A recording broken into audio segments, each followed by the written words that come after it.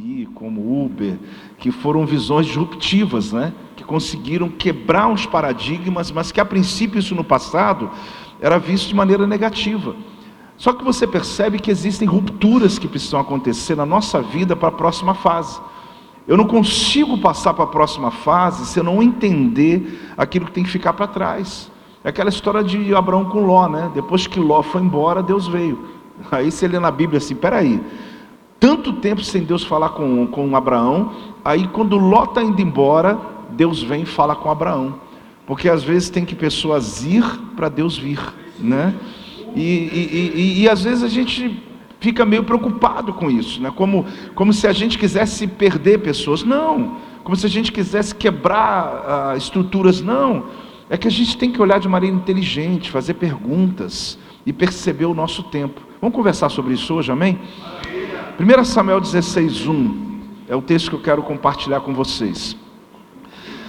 1 Samuel 16:1 fala o seguinte: disse o Senhor a Samuel: até quando terás pena de Saul, havendo eu rejeitado, para que não reine sobre Israel?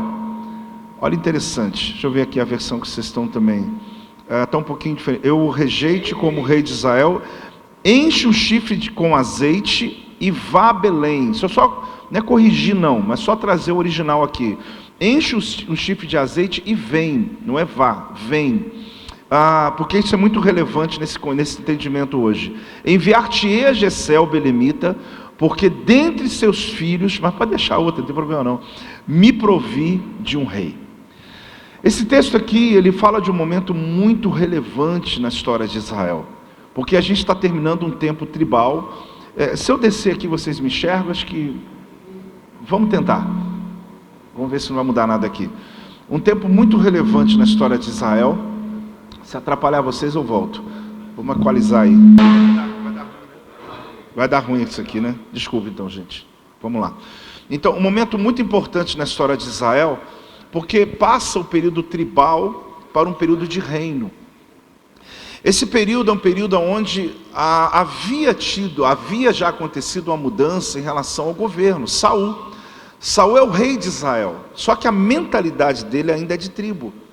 Ele não tem ainda uma mentalidade de reino, porque ele está naquela transição, naquele momento ainda, onde passou 369 anos, o período dos juízes, onde aqueles 14 juízes ali reinaram, escolhidos pelo próprio Deus. Eu posso falar esses assuntos bem tranquilo, porque você já conhece a história, então eu vou só passando nela.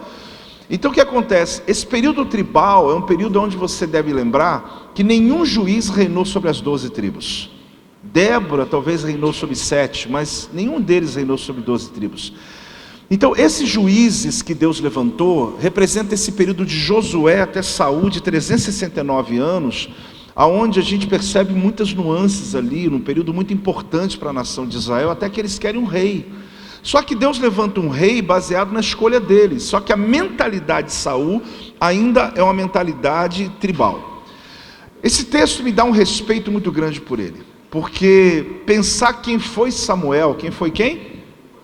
Samuel, o último dos juízes, que foi gerado em um momento muito importante na história de Israel, de pouca esperança. Porque se a gente lembrar, querido, o sacerdote Eli, com seus 2 filhos, ele estava trazendo um tempo de maldição sobre a nação de Israel. Eles não compreendem que não adianta só carregar a Arca da Aliança. Eu falei agora há pouco, né? Que quem molha os pés, aqueles que carregavam a Arca da Aliança. Mas não adianta só carregar a Arca da Aliança se você não tem um propósito da Arca da Aliança. Então a gente descobre o seguinte: nesse período dos juízes, a maioria das mães geraram filhos que se tornaram nazireus. Lembra? Nazireus consagrados. O único nazireu que Deus mandou ser nazireu foi Sansão. Ele era o único que de fato não podia quebrar o nazireado dele. Porque o nazireado feito pela escolha da mãe é uma escolha que ela faz porque uma gratidão pela esterilidade que foi quebrada, etc. Pode ser quebrada em 7 anos ou num período, é só rapar a cabeça e dizer: esse menino agora já está de volta à sociedade. Porém Sansão não, ele não podia tomar do vinho, não podia tocar um morto, não podia rapar a cabeça. A gente conhece a história de Sansão. Esses juízes, querido, eles são levantados na maioria das suas vezes debaixo de uma esterilidade. E quando essas mães ficaram grávidas, elas carregavam dentro da própria barriga a sua própria libertação. Porque o filho que seria gerado seria o líder que libertaria não só a família dela, mas libertaria toda a tribo dela. Então eu percebo ali que tem uma metáfora de Deus para nós. Que aquilo que vai ser a sua libertação dos próximos dias não está fora de você. Se encontra dentro de você. Você está gerando, só que a gente está olhando muito para fora. A gente está vivendo um tempo de uma modelagem muito forte. Eu acho que nunca modelamos tanto como agora. A gente modelava no vizinho, no tio, num parente rico. Hoje tu abre o Instagram, você vê milhares de igrejas, milhares de coisas. E a tendência é você sempre olhar aquilo que você não é. Aquilo que você talvez nem nunca vai ser. Porque não é plano de Deus para a sua vida. Então a gente começou a buscar muito respostas fora de nós, sendo que a resposta está dentro da gente. Eu gosto muito quando Paulo diz para Timóteo, fala para quem mesmo, gente? Vamos ver se vocês estão acordados aí. Para ti, para Timóteo. Ele fala, aviva o dom que há em ti. Ele disse, eu não estou transferindo para você. Porque a gente tem aquela mística, né? Põe a mão na minha cabeça e transfere tudo que você é. Quem dera, gente. Quem me dera. Eu ia num monte de igreja e pedir para os pastores botar a mão na minha cabeça e transfere. Passa para mim aí teu conhecimento. Ninguém faz isso. Você é capaz, querido, de soprar o fogo que já existe aqui dentro. Mas eu não sou capaz de colocar um fogo que não existe dentro de você. Eu sou capaz de assoprar o dom que já está dentro de você. Eu sou capaz de manifestar o quê? Agora, eu não tenho como transferir. Ah, apóstolo, mas você transfere unção. Você transfere power, poder, dunamis. Você provoca o que está dentro da pessoa. Então eu entendo que essas mães de nazireus, elas realmente carregavam a própria libertação. Eu olho muito essa questão em duas perspectivas. Na perspectiva da criação e na perspectiva filosófica. Você vai perceber que esse assunto novo de alguém fazer perguntas para tirar o que está dentro de você, não é nada novo, isso já está mais do que antigo. Eu vou contar uma história rápida para vocês. Quando Jesus, ele viu, com seus discípulos, viu um cego de nascença, os discípulos de Jesus perguntaram assim para ele, Jesus, quem foi que pecou? Aliás, essa pergunta ela é séria, porque até hoje ela ecoa na mente das pessoas. Por que Deus permite que o ser humano sofra? Por que Deus permite? Eu acho interessante, porque é a mesma coisa que eu chamasse o ministro do transporte e falar, eu tenho uma pergunta para o senhor. Por que o senhor permite tanto acidente na estrada? Ele vai dizer assim, eu? Não, o senhor está permitindo. Ele vai dizer, não, tem um monte de leis. Só que as pessoas quebram as leis. E acontecem os acidentes. Porque a gente quer que Deus responda aquilo que Ele não tem que responder para nós. Até porque Deus não responde perguntas. Deus se revela. Porque a gente acha que Deus vai ficar respondendo para nós todo dia, né? Mas é interessante porque Jesus, quem pecou? Jesus falou, não, ninguém pecou. Porque aquela ideia de que a criança peca no ventre materno, ou que o pai pecou, eu creio em maldições hereditárias, claro, mas Jesus falou, não foi. Foi para que manifeste nele a obra do Pai. Você percebe que Jesus usa palavras muito específicas. Primeiro que manifestar, a gente fala mais de demônio, né? A gente fala de manifestação, manifestou ali, você nunca pensa que é um dom, né? Você chegar assim, pastor, manifestou alguém ali, irmão, está orando em línguas? Não, está endemoniado, pastor. Que a gente pensa logo que aquilo que vem de fora, quando manifesta o que está dentro da pessoa, a gente pensa logo que é demônio.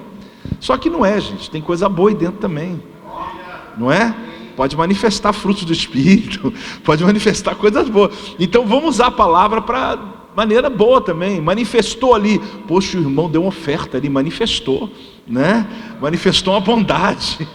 E Jesus, ele fala o seguinte, vai manifestar a obra. Obra é o que está pronto, obra é o que está pronto. Alguém fala assim, vamos lá ver a obra. Mesmo que ela está inacabada uma parte, mas o que a pessoa está mostrando é o que está pronto. Jesus então está dizendo o quê? Eu tenho uma obra dentro dele que ele não viu. A mãe não viu, o pai não viu, amigo não viu, mas tem uma obra lá dentro. E ela vai vir para fora. Essa cura não vai acontecer de fora para dentro. Só para resumir a história, você lembra de Jesus com a saliva dele, o barro, a terra, ele faz um barro e coloca no olho do cego. E ali Jesus me dá uma ideia, pelo menos eu lendo esse texto, ele me leva lá para o Gênesis, porque o Criador com barro na mão, eu não me lembro de outra vez a não ser lá no Gênesis. O Criador colocando a mão num cego, eu penso que Jesus podia ter curado ele no toque, porque esfregar barro no cego, irmão, se eu estivesse nesse culto eu ia dizer, deu errado. porque o cara continuou cego ainda. Jesus teve gente que só tocou nele e foi curado, teve gente que... O que aconteceu? É porque Jesus queria lhe mandar para Siloé. Lava no tanque de Siloé. Ali você descobre aquela métrica muito forte. Você tem uma palavra, mas não tem a visão. Você tem a palavra, mas não tem a visão. Deus mandou, lava em Siloé, só que eu estou cego ainda. Muitas vezes, querido, você tem uma palavra de Deus, mas você não está vendo ainda o que Deus vai fazer. O que vai abrir os teus olhos é obedecer o que Deus falou. Só que a gente quer que Deus fale e mostre. Só que Deus fala, meu filho, primeiro vai e faz o que eu te mandei. E depois seus olhos se abrem. Mas para a gente entender o que significa essas mães de nazireus, o que acontece é que Jesus manda ele lavar, ele lavou, foi curado. O que obedeceu, o que curou não foi o tanque, foi a obediência, ok. Mas vai lá no Gênesis comigo, onde Jesus estava querendo chegar. Porque o cego é de nascença, o cego não é como o de Jericó. O que você quer? Que eu torne a ver? Opa, esse cara já enxergou antes. Não, esse cego é um cego de nascença, ele não tem referência, ele só tem escuridão, ele não tem nada que possa, ele vai se apegar a uma ideia, não. Aí você vai ver o livro de Gênesis, capítulo 1 de Gênesis, versículo 1, versículo 2, do princípio, aliás, quando fala sobre a criação de Deus, onde fala sobre o Bará, quando criou Deus os céus e a terra era sem forma e vazia, onde na verdade a tradução original é tornou-se sem forma e vazia. E ali quando chega no versículo 3, disse Deus, haja. O que me chama a atenção é que no 1 e 2 Deus não falou nada, era só inventário, era só mostrando, no princípio criou Deus os céus e a terra era sem forma e vazia, lá embaixo o Espírito de Deus pairava sobre as águas. Então ali não está falando, Deus não está falando, mas quando chega no versículo 3, vem a palavra raiar. Qual que é a palavra? Mas o que me chama a atenção é que essa luz não é o sol, essa luz não é estrela, essa luz não é de iluminação, é de revelação. E a Bíblia diz, haja luz e houve luz. Imediatamente quando houve a intervenção dessa luz, não foi porque Deus precisava de luz para trabalhar, mas era para avisar o inferno que ele chegou, para as trevas que ele havia chegado. Ali você percebe, querido, que existe um termo muito forte. Quando diz no princípio criou, é Bará. Bará é trazer à existência o que não existe. Quando fala lá que Deus formou o homem, é Yatzar, significa formar daquilo que já existe. É você pegar uma árvore e construir uma mesa. Os nodos continuam ali naquela tábua da mesa, porque está pegando a matéria-prima existente. Agora, o que é raiar? Qual é a primeira palavra que Deus disse nessa nossa atmosfera? Raiar significa manifesta. Ele olhou para a escuridão e disse, vem para fora, tem luz aí dentro. Ele olhou para aquele escuro e mandou manifestar uma luz. Ele não criou do nada, não é Bará. Ele não criou de o que existia, também não é Yatzar. Mas ele disse, tem luz aí, vem para fora, apareça. Haja luz, e a luz começou a se mover. Não é o sol, não é a estrela, é luz de revelação. Mas por que eu entro nesse mérito? Porque quando Jesus curou o cego, ele trouxe a cura da escuridão. Aí anos depois, o filósofo Sócrates, olhando sua mãe que era parteira, ele cria toda uma filosofia, não só nisso, mas grande base da filosofia socratiana, ela está baseada aqui na maiêutica, porque ele olha para a mãe tirando as crianças, ele começa a entender o que? Pessoas têm o que ela precisa dentro dela, é como se estivesse gerando o que ela precisa, eu só preciso fazer a pergunta certa e tirar, eu só preciso atingir a alma dela e tirar. Aí a gente pensa que foi Sócrates que criou isso, que foi o coach agora que criou isso, mas lá no Gênesis já estava dizendo que existem coisas dentro de você que você não viu ainda, mas Deus está dizendo raiar, Deus está dizendo vem para fora. E eu faço toda essa movimentação para dizer para você que tudo que você precisa não está aqui fora de você, está dentro de você. Você não veio nessa reunião para aprender teologia, porque tudo que eu falar aqui você já sabe. O que você veio nessa reunião é para que Deus estimule, Deus entusiasme, Deus mova, Deus acenda, Deus sopre, porque já está dentro de você, querido. Deus já te deu a visão. A teofania, a manifestação de Deus na tua vida está forte. Você sabe para onde que você vai. Você precisa hoje dizer: Deus, me levanta para que eu possa entender o teu plano, o teu propósito que o Senhor tem sobre a minha vida. E eu oro para que essa manhã, querido, o que você está gerando aí dentro de você, chegue a hora de nascer. Que ainda esse ano sonhos e projetos venham nascer. Tem alguém recebendo isso aí? Dá uma salva de palmas ao Senhor. Dá uma salva de palmas ao Senhor bem alto. Dá um glória a Deus em nome de Jesus.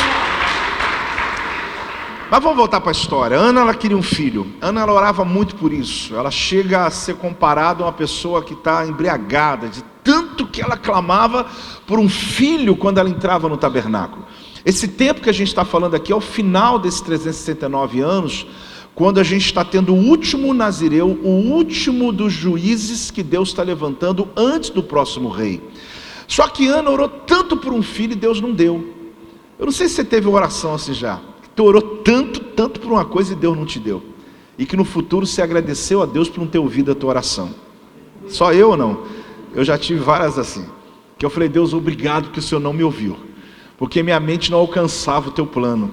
Porque Deus não deu filho para Ana, Deus deu um profeta. Existem orações que você faz, querido, que Deus não vai responder o que você está pedindo. Deus vai responder além do que você está pedindo. Porque Deus deu a ela não só um filho, Deus deu a ela um profeta, um homem que mudaria a história da nação de Israel. Existem orações que a gente faz, eu me lembro, Projeto Vida faz 31 anos agora, nos primeiros 5 anos a gente estava, aliás, no primeiro ano a gente ficou na garagem, né? Mas os próximos 5 anos, até o 6º ano da igreja, a gente alugou um galpão em Volta Redonda, aquela coisa do galpão, né? Alugamos, entramos, possuímos a terra. Na época pagávamos aluguel. Eu fiz uma campanha de oração, pastor Paulo. Eu orava todo dia. Eu chegava a colocar a mão na parede e dizer: Senhor, me dá esse lugar. Tinha culto de reunião de quarta-feira que eu botava a igreja em volta, fazendo ato profético. E eu cheguei a um tempo que eu falava: Deus, o Senhor não vai me dar esse lugar. A gente clama por este lugar. Senhor, é o meu sonho. Porque o meu paradigma, a minha perspectiva de vida, eu imaginava que aquele lugar com 400 lugares seria o lugar do meu sonho. Eu me olhava no futuro, de 20 anos no futuro, apóstolo, mas era limitado mesmo, né? Sim, eu olhava e falava: meu Deus, se um dia a gente for dono desse lugar. Eram 2 banheirinhos no final, uma salinha de intercessão, não tinha estrutura nenhuma, mas eu não conseguia ver outra coisa. Graças a Deus, Ele nunca respondeu aquela oração. Graças a Deus. Eu não vou te contar o resto da história porque eu quero entrar no texto, mas eu não sei você, querido. Existem coisas que a gente paga um preço para Deus nos entregar, e a gente tem uma sensação de que Deus não está ouvindo. Não é isso não, querido. É porque sua mente não alcançou o que Ele quer alcançar ainda. E existem coisas maiores. Posso ouvir um amém mais crente aí? Coisas maiores que Deus quer fazer. Então Ana tem um filho, Samuel. Ele tem sobre ele uma tríade. Você sabe que é incomum isso, né? Porque ele é juiz, ele também é sacerdote, ele também é o profeta. Então esse homem, quando entrava no lugar, gente, não pensa que ia ter festa, não, era pânico. Porque um sacerdote com estola sacerdotal entrando numa cidade, alguém pensa: alguém vai morrer. Um profeta, quando dizia assim diz o Senhor, não tem esse negócio de julgar profeta e profecia, isso é coisa do Novo Testamento, gente. No Novo Testamento eu julgo você, porque o Espírito está em você, está em mim também. Eu leio a mesma Bíblia que você. No Antigo Testamento o cara não tem nem acesso a Torá, não tem Espírito Santo com ele, porque só estava sobre um indivíduo. Isso é teologia comum para nós, você sabe disso. Então quando o profeta dizia assim diz o Senhor, tremia a terra. Todo mundo, o que ele falar vai acontecer. Agora, não que hoje não seja importante, vocês estão me entendendo, mas hoje nós temos que testificar. O cara começa a falar besteira, você fala: opa. Por quê? Porque você tem o mesmo espírito dele. Porém, quando Samuel ele recebe uma palavra de Deus, é uma exortação. Isso me dá medo, ou pelo menos me dá respeito pelo texto, porque um homem como ele, que carregava uma tríade ministerial, uma intimidade com Deus absurda, que ouviu o próprio Deus chamando ele dentro do tabernáculo, Deus fala assim: Samuel, até quando você vai ter pena de alguma coisa, ou de uma pessoa que eu já rejeitei? Até quando? Até quando você misturou emoção com missão, Samuel? Até quando você está agindo na alma, ao invés de agir no profético? Será que esse texto não deixa a gente com medo? Porque se Samuel perdeu a noção e perdeu a sintonia, eu falo assim: Deus, imagina eu. Imagina eu se eu não vigiar. Imagina eu o quanto eu posso deixar a minha emoção falar mais alto do que a visão que Deus entregou para mim. Tem uma coisa que eu tenho falado para os pastores e pode ajudar você. Pelos anos, de experiência que acaba tendo, você também tem, muitos pastores aqui também ao mesmo tempo que eu. Escreva a tua missão à caneta, querido. Mas as estratégias, pega um lápis. Eu vou te ajudar a pensar sobre essa frase. Sabe por quê, gente? A gente está misturando tudo, estratégia com missão. A gente está apaixonando por métodos e esquecendo do chamado. E querido, quer um conselho? Tem coisa que tem que ter borracha para pagar. Tem gente que acha até pecado. Mas tem estratégia que funcionou lá atrás e não funciona hoje. Oi, acorda, gente. Até quando você está com pena de modelos que não funcionam mais, sendo que Deus já não está mais neles? Eu não sei se eu volto a pregar aqui não, mas vou continuar batendo, vamos lá. Não olha para mim com essa cara feia não, você já está aqui dentro, sair agora é feio, né? Então vão ficar, né? Anota a caneta, sabe aquela missão, a teofania, quando Deus se moveu sobre a tua vida, o teu rema, a tua experiência, coloca ali, isso é teu. Põe a caneta, você não vai pagar isso nunca, porque pode passar 10, 20 anos, o teu ministério tem uma essência, é originalidade, tem uma revelação, tem princípios, tem doutrina. Quem está aí, diga amém. Amém. Agora, irmão, existem coisas que é como a arca de Noé, serve só para um tempo. Pensa aí, acabou o dilúvio, tem arca de Noé mais? Aí a gente pinta a arca de preto, põe iluminação, põe banco, põe não sei o que e tal, e continua dentro da arca. Irmão, a arca de Noé foi só para um período de dilúvio. Existem coisas que foi para a pandemia, existem coisas que foi para o passado, existem coisas... Eu sei que mas o tema eu já avisei, é ruptura, sim ou não? Qual que é o tema? Eu avisei antes, que a chapa é quente. Então o que acontece? Tem coisas que a gente não compreende. Por que minha igreja não rompe? Por que as coisas não vão? Aí tu prega aquela mensagem, tu prepara tudo, a coisa não vai, querido, porque tem a ver com rupturas que precisam acontecer. Elas são importantes. Eu tenho uma mensagem, se você por acaso se interessar nela, chama-se Perigosamente Confortável, está no YouTube. Eu faço a metáfora do sofá velho. Eu falo sobre uma família que lá quando casaram, compraram um sofá velho. Aliás, sofá velho não, um sofá novo, ganharam, um sofá lindo. Só que, como os arquitetos falam, a gente tem pelo menos 3 casas na nossa existência. Se você não mudar da geografia, você faz mudanças na casa, mas você muda pelo menos 3 casas. Primeiro é quando você acaba de casar, aquela casinha recém-casado. Segunda é que você adapta quando vem filhos. E terceira é quando os filhos vão embora, né? É quase comum isso para todo mundo, para mim está acontecendo isso. Então o que acontece? O sofá velho, aquele sofá novo que se tornou velho, é aquele que se mudou para a segunda casa e você fala assim, meu amor, a gente colocou geladeira nova, colocou fogão novo, colocou até colchão novo, mas aquele sofá, vamos levá-lo. Aí vem as crianças, aquele sofá ficou marcado, tem gofo de criança ali, tem marca, tá uma maravilha, tem história para contar, tem um buraquinho ali que vai, o lugar que você sentou com o controle remoto na mão está até marcado já, né, o buraco. Tu constrói a terceira casa, a terceira mulher fala, a gente vai levar só a roupa, nós vamos dar um amém, gente, sabe aquela que você constrói, você fala assim, tudo zerado, só que quando está no dia da mudança, você fala assim, bem, mas é aquele sofá. Esse sofá, olha aqui, o Joãozinho já manchou esse sofá. Aqui tem história. Fulano me namorou aqui, foi o primeiro quando conheceu a noiva dele. Vamos levar o sofá? Vamos. Coloca na sala e te põe um pano em cima, dá uma arrumada nele. Sabe o que acontece, gente? A gente quer fazer mudanças em nossas igrejas carregando o sofá lá de trás. Só que a geração nova, deixa eu explicar uma coisa para vocês. Eles até gostam de ouvir a história que você tem para contar uma vez. Agora, passou disso, reúne os dinossauros do rock, a turma da antiga, faz reunião na sua casa, ri bastante, canta hino antigo, conta história antiga, senta no sofá velho, mas a geração nova, não é preconceito, eles não estão querendo interessada a ouvir as nossas histórias do passado, eles querem saber o que você vai fazer no futuro. A metáfora do sofá não significa estrutura de banco ou cadeira, parede preta ou branca, tem nada a ver com isso. Tem a ver com você entender o seu tempo. e saber que tem coisa que tem que passar borracha, meu amigo, porque você escreveu a lápis, graças a Deus. Só que a gente escreveu algumas coisas a caneta que tem que ser tirada, e a gente está perguntando: como que eu tiro isso aqui agora? Como que eu vou mudar isso na minha estrutura? Talvez a gente passe o mesmo risco de Samuel. Quem está entendendo, está dizendo amém aí? Você está comigo? Vamos lá? Samuel, querido, ele está debaixo de uma estrutura de governo, onde ele levantou Saul. Tudo bem que se você olhar no texto, para ordenar Davi, ele usou um chifre de azeite. Para ordenar Saul, ele usou um vaso de barro. Vale a pena estudar depois essa história aí.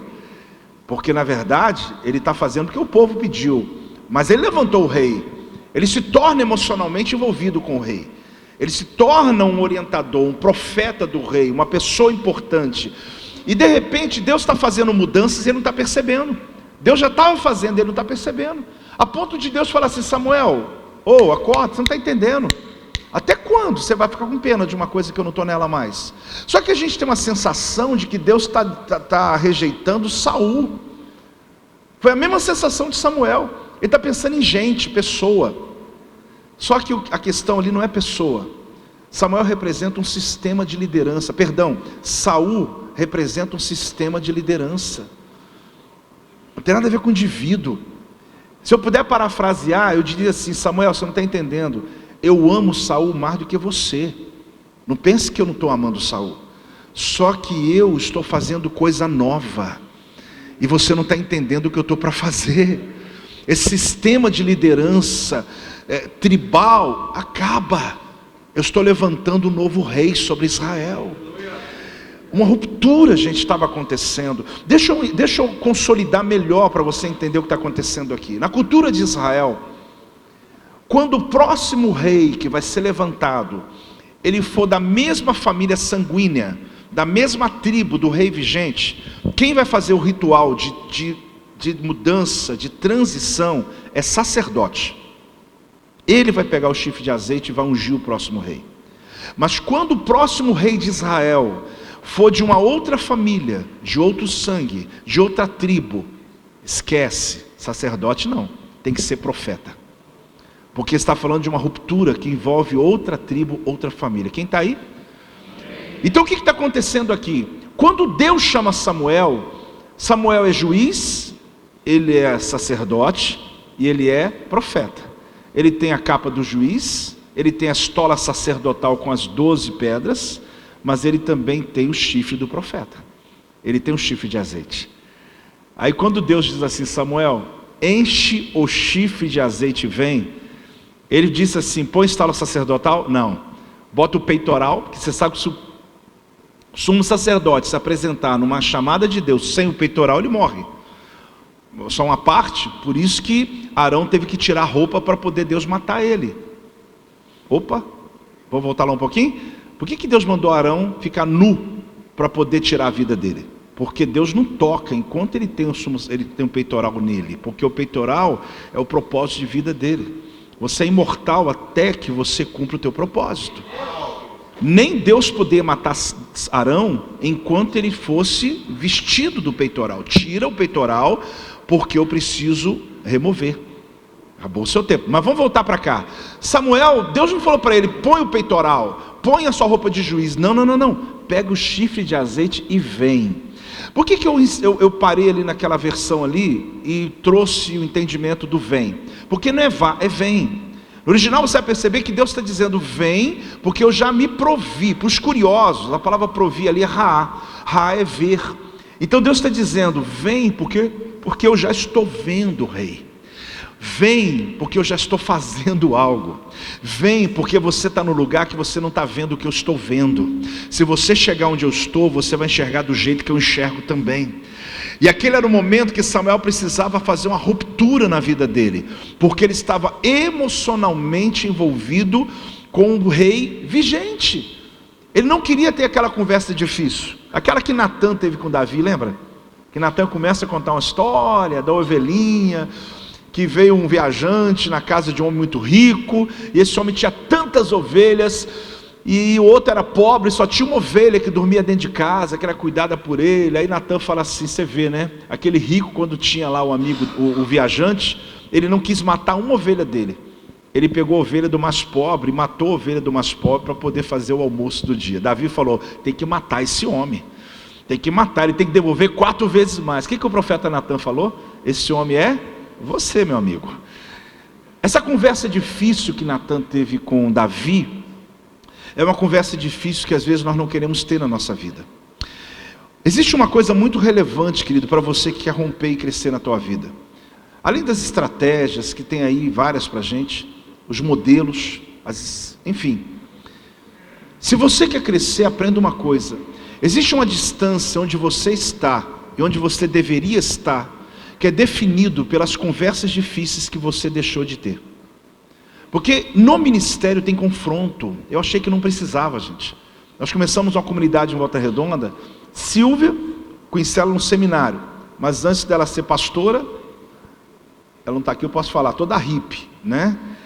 Eu entro no mundo da faculdade teológica e tal, e toda aquela visão de comunidade na época, isso estou falando de 1989, entrou. A gente começa a comunidade em Volta Redonda, comunidade evangélica Projeto Vida, quase que uma comunidade alternativa. Vamos preocupar com nada, vamos viver, vamos tocar música, vamos pregar o evangelho para os drogados, vamos fazer. A gente começou assim, irmão, só que é complexo. Eu me lembrei quando eu tive que ter a primeira conversa séria com alguém, porque eu comecei a perceber que relacionamento exige momentos de olho no olho. Só que toda vez que você evita uma conversa difícil, você está atrasando o teu ministério. Porque a gente mistura missão com emoção. A gente começa a achar que tem pessoas que tem que estar lá no lugar dela, porque ela merece. Eu não posso remover pessoa, porque esse aqui tem que estar aqui. Eu me lembro que ainda na minha juventude, porque eu comecei o Projeto Vida, eu tinha 23 anos de idade. Eu me lembro, deixa eu ver se vai fazer barulho de novo. Uma vez que a gente trouxe um pregador, vamos lá, vamos ver se vai manifestar. Uau! A gente trouxe um pregador na igreja, indicado por um amigo, um pregador africano. Como é comum você não leva qualquer pessoa, ou alguém que você conheça, ou alguém que alguém indicou, e eu lá atrás já tinha um pouco dessa métrica, e eu trouxe, o pregador veio, pregou, foi demais, Deus usou ele de um jeito fantástico. Nossa igreja já era numa tenda, e aquilo moveu tão forte, quando terminou o culto ele falou assim, eu estou sentindo de Deus de ficar aqui amanhã. Eu prontamente, eu falei, uau, gente, tem culto amanhã, o pregador vai ficar com a gente. O culto aconteceu na quinta-feira, na quarta. Quinta-feira aconteceu o culto, o pregador veio, a igreja lotou mais ainda. Quando terminou, ele sentiu de Deus de ficar mais um dia. Aí eu já não senti, eu não senti. Aí o que acontece? O pregador ficou, mas não pregou. Aí eu tinha mais uma, na época, a gente tem hoje mais de 40 igrejas, mas na época já tinha umas 3 igrejas começando nossa. Eu falei, olha, eu tenho uma igreja em tal lugar, pequenininha, tal lugar. Ele, não, eu vou lá. Aí pregou numa, pregou noutra, tal, todo mundo falou, bênção, apóstolo. Terminou a agenda dele, ele sentiu de Deus ficar um pouco mais. Aí eu coloquei ele na casa de um obreiro, e o obreiro lá trata muito bem, né? Esse que é o nosso problema. Tratou tão bem que passou uma semana e ele estava sentindo todo dia de ficar mais. Eu me lembro, a gente tem uma igreja em Vassouras, e eu mandei ele para ficar lá, para pregar uma noite, ficar também. Eu falei, vai sentir mais de Deus, não some não, né? Quando demorou 15 dias, que esse pregador estava sentindo de Deus de ficar, eu muito novo, eu falei, Deus, o que eu vou fazer com esse homem? Uma pessoa mais velha que eu, um homem de Deus. E eu falei, eu tenho que ter uma conversa difícil com ele, porque eu não posso terceirizar, eu não posso mandar alguém ir. Eu lembro que eu peguei meu carro, morava em Volta Redonda, fui a Vassouras, encostei, eu tinha uma caminhonete. Eu falei, pastor, eu senti de Deus, chegou o dia de você ir embora. Ele olhou para mim muito assustado, porque ele estava tão espalhado no sofá. Sabe aquele obreiro que você fala assim, 10 horas da manhã, quer um cafezinho, não vai atrapalhar o almoço. Aí você chega de tarde, quer um cafezinho, não vai atrapalhar a janta, porque ele vai ficar, né? Ele já estava inteiro, Não foi a primeira vez, nem a última, que eu tive que ter uma conversa difícil com pessoas que você não quer ter a conversa. Eu me lembro que no Galeão foi o destino dele, deixei as malas dele. Você pode me achar o pior indivíduo da terra, pode sentir aí. Mas ali eu aprendi uma coisa na minha vida, que eu vou ter conversas difíceis no meu ministério. Eu me lembro quando eu mandei 4 funcionários embora no mesmo dia. Não foi intencional, mas foi uma situação necessária. E todos os obreiros, todos os pastores, pessoas amigas começaram comigo. Eu lembro quando eu fechei a porta, eu chorei tanto. Eles não viram eu chorando, mas eu entrei, na verdade eu me desequilibrei. Mas enquanto eu estava com eles, eu tive uma conversa difícil com os 4. Foi necessário. Antes da pandemia, eu fiz uma coisa muito séria. Nem sabia que a pandemia ia chegar. Mas eu tinha muitos obreiros que eu precisava ter conversas com eles. Quando veio a pandemia, eu agradeci tanto a Deus por ter tido as conversas antes, porque durante não seria muito claro. Entenda uma coisa, querido. Onde você quer chegar, e onde você está, aliás, e onde você deveria estar, é determinado pelos confrontos que você decidiu ter ou não ter. Porque eu também achei que a minha comunidade seria muito alternativa. Paz e amor, vamos curtir, ninguém manda, colegiado, todo mundo aqui é líder. Isso eu até achei que era possível, mas não tem jeito. Tem líder, tem conversas difíceis, tem decisões importantes. E tem uma coisa que você tem que entender, tem rupturas. E existem momentos que Deus vai falar com você como falou com Moisés, como falou com Samuel. Samuel, eu não estou te conhecendo. Até quando você está envolvido emocionalmente por projetos e coisas e com medo de tomar decisão, sendo que eu já me provi, eu estou vendo, eu já estou fazendo algo. Então pega teu chifre de azeite e vem. Sabe qual a resposta? Qual é a ideia de Deus aqui? Samuel, eu estou fazendo algo e eu queria te incluir. Agora, se você não vier, eu estou fazendo algo. E eu venho dizer uma coisa para vocês, eu tenho essa sensação, gente, que Deus já se proveu, Deus já está no lugar, e Deus só está dizendo para nós, enche. Pode celebrar, dá um glória a Deus aí, pode celebrar. Você sabe, eu tenho essa sensação, aí é a minha sensação, mas que eu falo para você com experiência. Deus está fazendo algo em nossa nação, e Ele está dizendo, enche o teu chifre de azeite, pega toda a tua história, boa, ruim, não é só boa não, pega a sua história, enche, vem, porque eu já me provi, eu já estou vendo o que eu estou para fazer, e eu quero incluir você, eu quero te envolver nesse processo. Então, eu sei que eu estou parado aqui nessa parte, mas é porque é a parte importante, é uma ruptura, gente. A gente quer passar para a próxima fase sem interromper processos antigos. A gente quer passar para o outro lado sem atravessar essa tempestade que a gente está vivendo hoje. Os discípulos de Jesus atravessaram o mar da Galileia, você se lembra? Jesus falou, vamos para outra margem. E para outra margem ali não é geografia, gente, é mudança de mente. E para outra margem ali é mudança radical. Porque para os discípulos, para a multidão, Jesus fez uma multiplicação de pães. Porque o povo quer pão, Isaías já disse para nós, para quem tem fome eu dou pão, mas para quem é semeador eu dou semente. O nível de entrega nossa é diferente da multidão, gente. O nível de experiência nossa é diferente da multidão. Jesus multiplicou o pão para a multidão e chamou os discípulos falando assim, vamos passar para o outro lado. Eu sei que essa história é outra, quando Jesus andou sobre as águas. Mas tem um momento que Jesus está indo para Gadara. E ele falou, vamos para outra margem. 10 quilômetros a sudoeste do mar da Galileia, sendo que os caras não sabiam para onde estão indo. Marcos, porque Mateus, Marcos e Lucas falam da mesma história. Marcos dá um detalhe nessa história da travessia. Ele fala que tinha outros barcos. Mateus e Lucas não, você foi em Marcos, ele vai falar, tinha outros barcos. Aí Jesus fala assim, entra no barco e vamos. Por quê? Porque Jesus já estava no barco dizendo, entra no barco. A questão, querido, não é só atravessar, é entrar no barco de Jesus. Porque tinha um monte de barco ali. Eles estão no meio da travessia, Jesus dorme. E na verdade não era o sono da irresponsabilidade, era o sono da oportunidade. Porque quando o silêncio vem no teu ministério, é Jesus querendo te mostrar que você é capaz de fazer coisas que você nunca fez. E a gente tem uma sensação de que Deus abandonou. E acorda Jesus, tem um que é até meio irado. Jesus, não te importa que a gente morra, né? Aquela coisa meio uma agitação da alma. A tempestade entrou nele, já era. Porque se a tempestade de fora entrar dentro de você, querido, você não consegue não. O pau está quebrando lá fora, mas aqui dentro não. Porque duas coisas estão acontecendo quando você vê alguém tranquilo no meio dessa guerra toda. Quer saber quais duas? Ou o indivíduo é muito irresponsável, está nem com nada, quer que quebra tudo mesmo no Brasil, ou o indivíduo sabe uma coisa que você não sabe. Porque aquietai-vos e sabei. Só sabe quem se aquieta e só aquieta quem sabe. Tem silêncio, que é aquela paz que excede entendimento, que a razão não explica. Mas você tem uma certeza que Deus está no controle. Isso é uma coisa de Deus que você carrega, querido. E as ovelhas têm que ver isso em você. Mas me explica, pastor. Fala, querido, eu não tenho como te explicar, mas eu tenho certeza. Mas como? Eu tenho certeza, Deus está no controle de todas essas coisas. Eles atravessam ali, mas atravessou com tempestade. Então a gente quer fazer travessias, mudanças. Vamos voltar aqui, que senão eu vou parar muito dessa Galileia aqui. Quando você percebe Samuel, ele vai. Ele encheu o chifre de azeite e foi. Quando ele chega lá, gente, bom que você já sabe a história, então em um minuto a gente conhece a história da sala de Jessé. Ele logo pensa que é Eliabe, porque tinha 7 meninos, 7 homens, o mais primogênito, então, ou primogênito. Ele olha para Eliabe e pensa, esse cara é igual Saul, porque é parecido, estrutura física, o cara é soldado.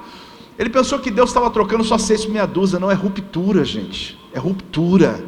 Eu não estou mexendo só em bases, criando uma coisa igual a outra. Eu estou trazendo um novo nível de liderança, estou trazendo um novo ambiente, eu estou fazendo algo novo. Você, Samuel, você não está entendendo. Deus fala para ele o quê? Ele podia até dizer assim, pelo amor de mim mesmo, né, Samuel? Eu não vejo o exterior, eu estou vendo o interior da pessoa. Você está olhando ainda com a perspectiva do Saul. Você está querendo mudar, mas sem mudar modelos. Quem está entendendo isso, querido? Você está querendo, não, mas eu vou fazer algo novo na minha igreja esse mês. Vou fazer, nada, você só trocou. Aí botou a parede branca, botou preta. Uau, o que isso muda, gente? Troquei banco, botei cadeira. Isso não muda nada. Se não mudar a sua mentalidade, a sua entrega, a maneira de receber as pessoas que estão chegando, não vai mudar nada na sua estrutura. A gente está querendo mudar a capa, a gente quer mudar só o invólucro. Deus quer mudar aí dentro da gente, Ele quer mexer, Ele quer mover algo novo. Esse algo novo não pode ser só uma música nova, não pode ser, eu botei agora guitarra na minha igreja, agora eu botei rock and roll. Isso é passado, isso é brega, gente. Não é ser moderno, é você entender o que Deus está fazendo em nosso tempo. Vai ficar com o teu banco, ficar com a sua parede branca, não importa essas coisas. O que vai importar é quando as pessoas entrarem na tua casa, na tua igreja, e perceber que tem uma atmosfera de recepção, que está dizendo, seja bem-vindo, essa casa é para você. É você provocar uma experiência tal, que as pessoas digam, eu quero estar nesse lugar. Agora quando ele olha, você sabe da história ali, o primeiro veio, o segundo veio, o terceiro veio, o quarto veio, o quinto veio, o sétimo, nada, porque ele está com chifre de azeite, mas o azeite não é dele, o chifre é do profeta, mas o azeite é de Deus, e Deus falou, não está aí, o azeite nem moveu, não tem jeito. Aí aquela pergunta célebre, não tem mais ninguém, e ali logo sabe que Davi está lá no curral das ovelhas, e é linda a história, manda chamar Davi, ninguém pode sentar, porque você sabe que a mesa desse momento importante, o que vai ser ungido tem um lugar à mesa, certo? A parte da comida que vai ser dada ao sacerdote é como se fosse a coxa do animal. Essa parte é a parte do sacerdote. Ninguém come, ninguém toca em comida, porque tudo é um sinal. Quando Davi entra, o que Deus falou? É esse. A história é linda porque eles se assentam à mesa, mas Davi foi ungido entre os seus irmãos. Porque antes de Davi chegar, 7 homens foram expostos ao azeite, mas o azeite não foi exposto a eles. O que você tem que entender isso, querido, na nossa vida, é que não é que a gente cometeu erros, na emoção, a gente quis presentear pessoas, por ter o chifre de azeite na mão, e ordenou pessoas que Deus não mandou ordenar. Talvez se você tivesse dado um terno novo para eles, seria melhor. Uma viagem para Israel executiva seria mais barato. Um carro zero nem se fala. Mas você ordenou a pessoa, não só se acabou contigo como com ele, porque você quis dar a ele aquilo que Deus não mandou, porque o azeite não mexeu, só o chifre que está na tua mão que moveu, mas o azeite não estava pronto. Quem está entendendo isso, querido? Eu falo isso porque eu falo por experiência própria, e paguei preço alto por isso. Por às vezes ter alguém que está comigo há tanto tempo, eu vou honrar essa pessoa assim, eu vou honrar, eu preciso, só que ele não é pastor. Ele pode ser honrado frequentando a minha casa, ele pode ser honrado viajando comigo, ele pode ter outras coisas importantes, mas ele não foi chamado para o ministério. A gente precisa compreender, querido, que quando Deus chama alguém, essa pessoa é chamada para cumprir uma missão com você. Davi não foi ungido rei ali, na verdade,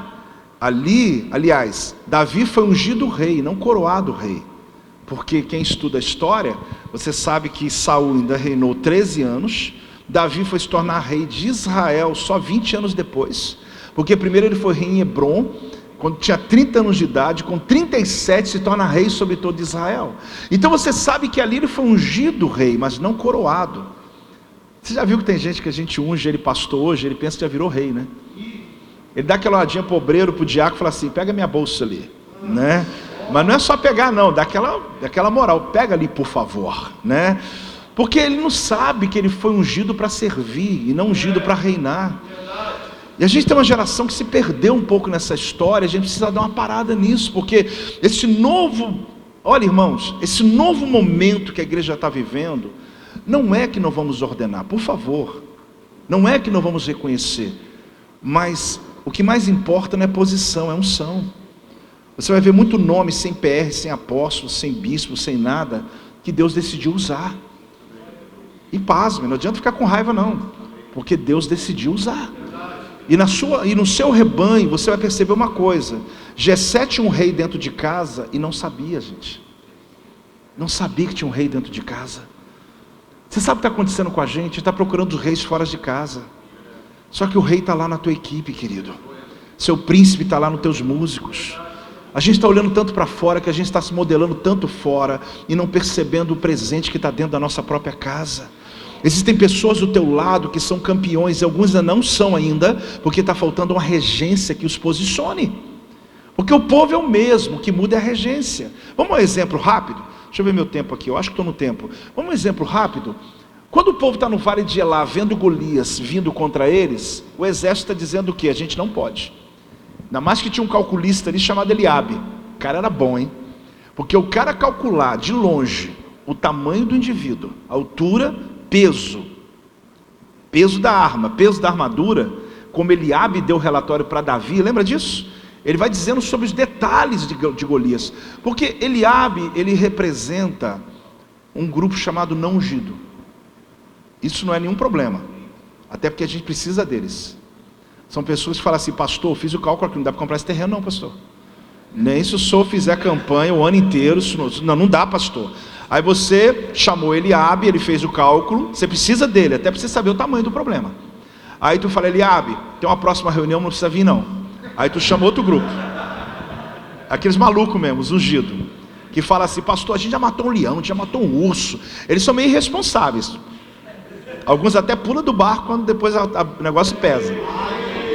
Ele não fica até o final das prestações não. Desculpa ter que te contar essas coisas para quem está começando aqui. Mas a gente precisa deles, porque são os caras que falam, vamos, sangue no olho, vamos embora, vamos romper. E a grande questão é que no Vale de Elá aconteceu um fato bem interessante. Quando Davi chegou ali, chegou nessa visão de ungido. Ele falou, gente, eu não sei o tamanho desse cara. Eu não sei calcular essas coisas. Eu não sei. Eu sei que tinha um leão, eu matei. Tinha um urso, eu matei. Eu vou matar esse cara aí. Vou matar.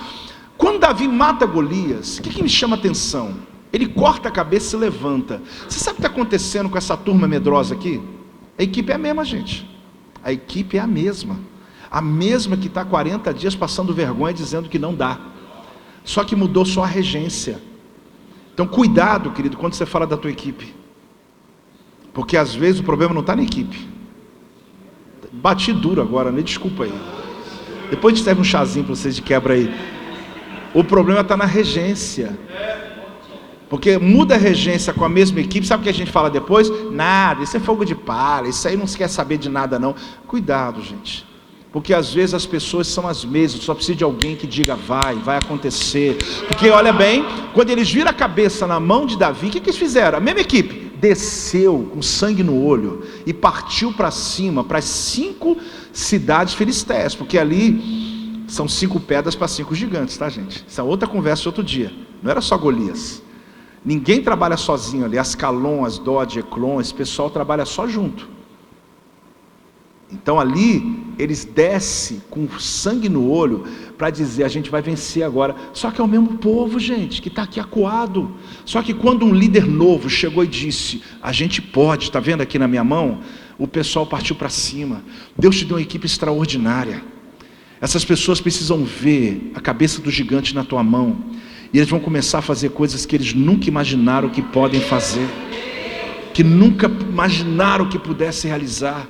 Não espere chegar a regência nova, seja você essa regência que está hoje dizendo: eu quero enxergar isso. Irmãos, a coisa da ruptura é tão louca, porque não tem a ver com você querer ou não querer. Vou ficar aqui, tá bom até aqui. Não tem a ver com você querer ou não querer. Vamos lá. Período do exílio da Babilônia. Quantos anos? 70 anos.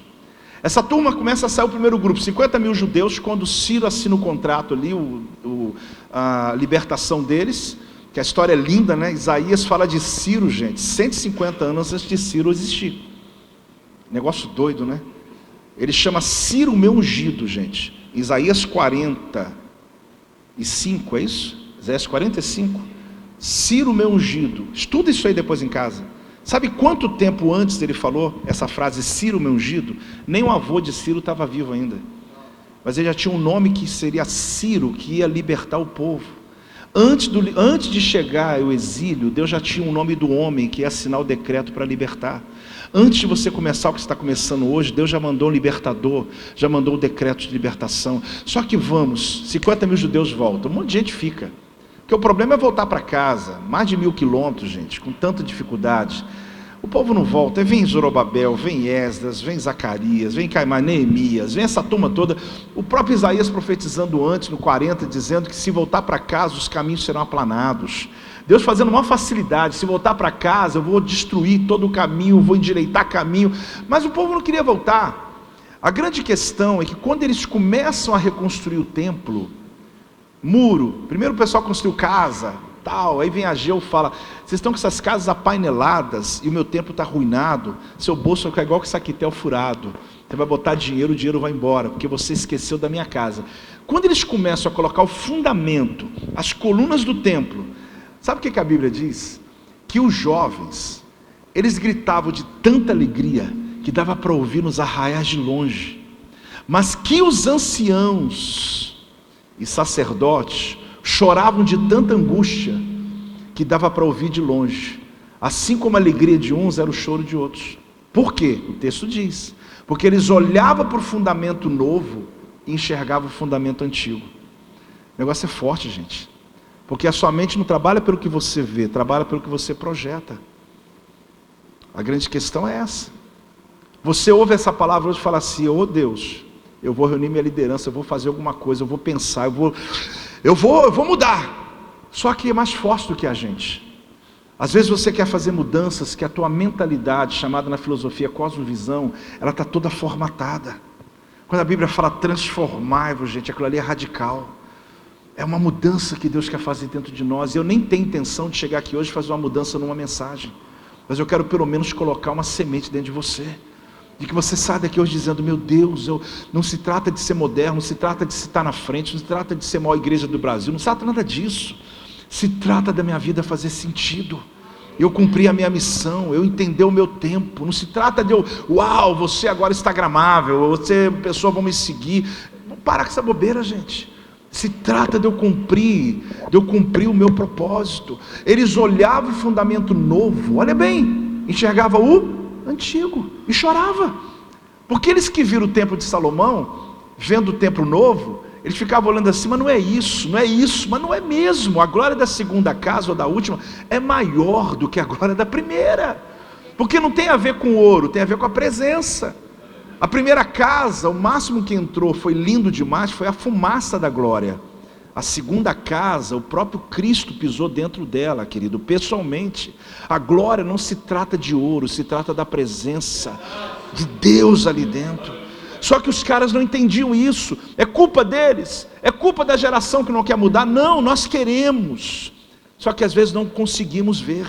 Mas eu oro essa manhã para que venha um batismo aqui nessa reunião.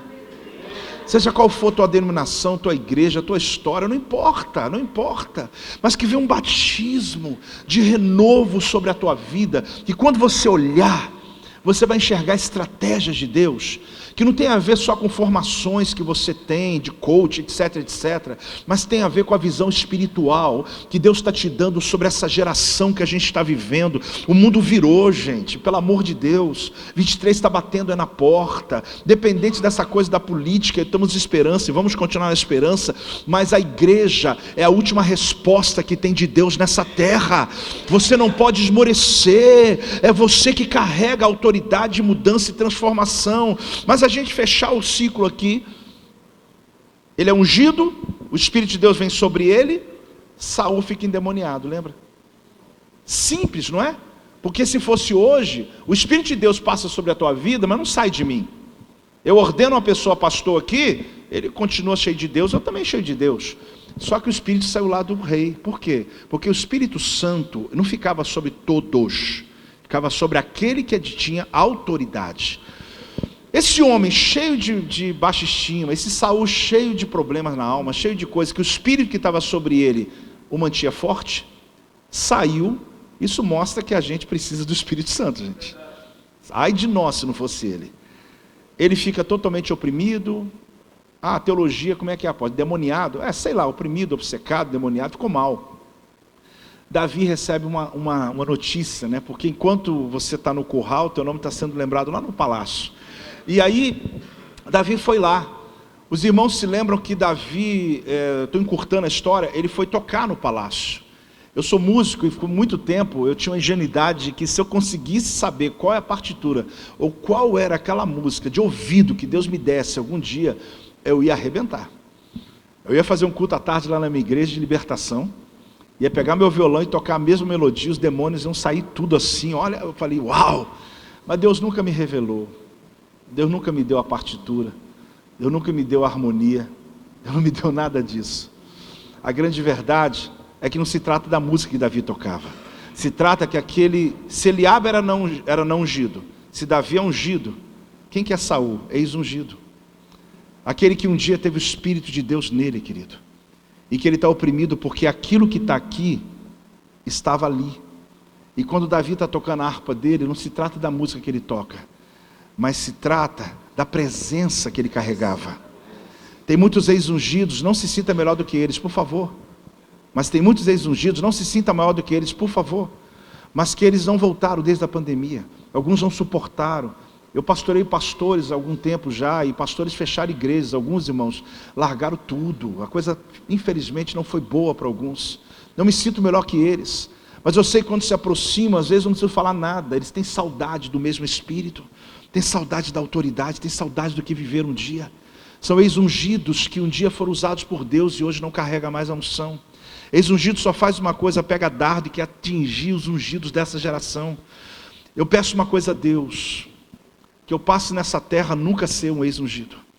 Eu peço uma coisa a Deus, que Deus nunca me permita atrapalhar os Davis que estão chegando para fazer coisas grandes, porque eu não tenho nenhum problema, tem uma ideia da minha equipe que eles ouvem o tempo todo, o teu sucesso é o meu alívio.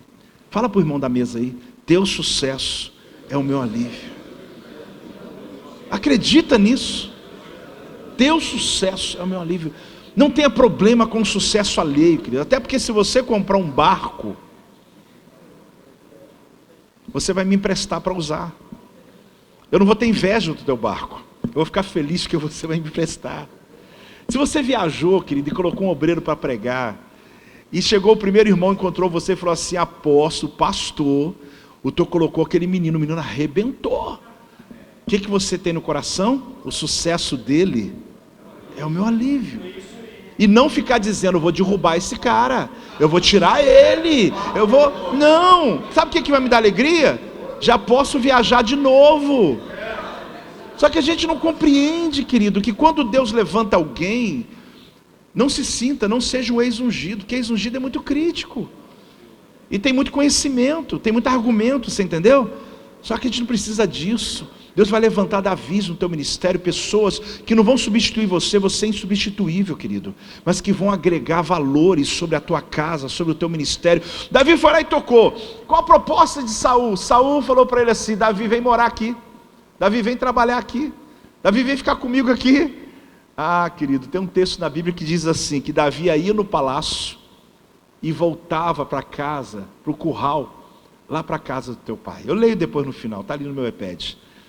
Isso me encanta, porque Davi recebeu uma proposta dos sonhos. Tem ovelha nossa, querido, que recebe uma proposta para trabalhar em outro país, algum lugar, outro estado, ele só vem dizer, pastor, estou indo, ó, de boa, me dá a carteirinha que já estou mudando até de igreja. Porque ele nem pensa sobre o que Deus tem para fazer ou continuar onde ele está. Ele pensa na oportunidade financeira. Mas Davi entendeu uma métrica que, se eu e você entendermos, muda tudo. Ele entendeu que eu posso ser muito abençoado no palácio, mas eu tenho que voltar no curral da ovelha onde Deus me encontrou. Eu tenho que voltar lá onde tudo começou. Muita gente perdeu, querido, ou se perdeu, porque não compreende que não há problema o quanto Deus pode. Deus pode te abençoar muito, não é pouco não. Deus pode te prosperar muito, pode estar até amém essa hora aí, dá amém aí. A questão não é o quanto Ele pode, a questão é o quanto você pode suportar. Esse que é o problema. Porque tem um que compra um carrinho 1000, ele já fecha a célula, não vem culto domingo de manhã, ele já viaja, porque agora eu tenho que viajar com a família. Você acha que esse irmão vai sair dessa realidade quando? Vai piorar. Porque ele não consegue entender que a prosperidade é para aumentar teu serviço, que a tua influência é para aumentar a tua entrega. Só que algumas pessoas ficam bem lá fora, porque prosperou nos palácios, até ovelhas nossas, e chega assim, tchau pastor, olha, Deus está me usando, hein? Só que todo mundo que está conosco tem que entender que você tem que ter asa para voar, mas ninho para voltar. Você tem que aprender que existe um lugar onde tudo começou. Se você entender isso na tua vida, Deus não vai ter problema em te prosperar, em te colocar em lugares altos, em projetar a tua vida, porque você não está se projetando, você está simplesmente cumprindo a missão que você recebeu lá atrás. E Davi fazia isso, ele voltava onde tudo começou. Fala comigo, rupturas.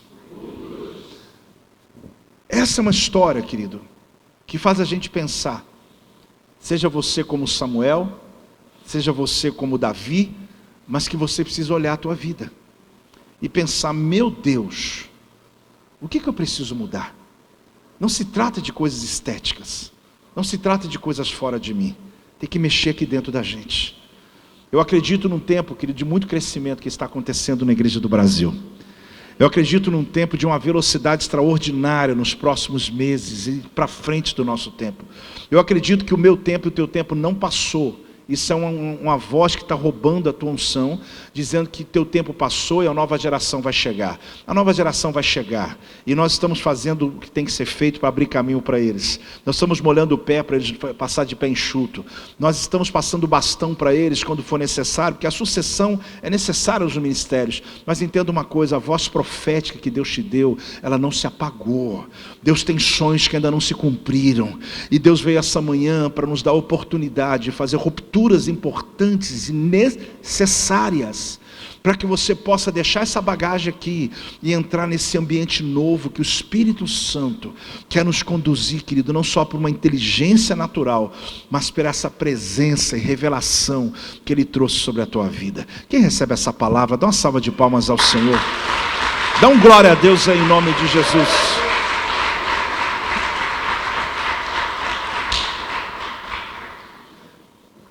O que me encanta com esse texto? Eu não terminei ainda, só mais um minuto, por favor. O que me encanta com esse texto? É que se eu perceber que uma nova era de liderança está nascendo, como Deus falava ali com Samuel dizendo, vem, deixa por favor ler o texto que eu falei para vocês, 1 Samuel 17:15. Davi, 1 Samuel 17:15. Davi, porém, ia a Saul e voltava, olha o texto, para apacentar as ovelhas de seu pai em Belém. Ele ia no palácio, ok, eu tenho uma missão aqui, eu posso romper lá fora, posso explodir lá fora, mas volta para o curral das ovelhas, porque o teu testemunho, querido, está no teu ministério. Com todo respeito, tem muitos pastores que nem ovelhas têm, que pregam por aí afora e tem muito a edificar a igreja de Jesus, mas eles não sabem o que é apacentar uma ovelha. Às vezes eles chegam em nossas igrejas, fazem um discurso maravilhoso, levam uma oferta linda e maravilhosa, mas eles não sabem o que a gente passa para cuidar de ovelhas. Existem coisas, querido, que um livro não ensina. Você sabe bem o que eu estou falando.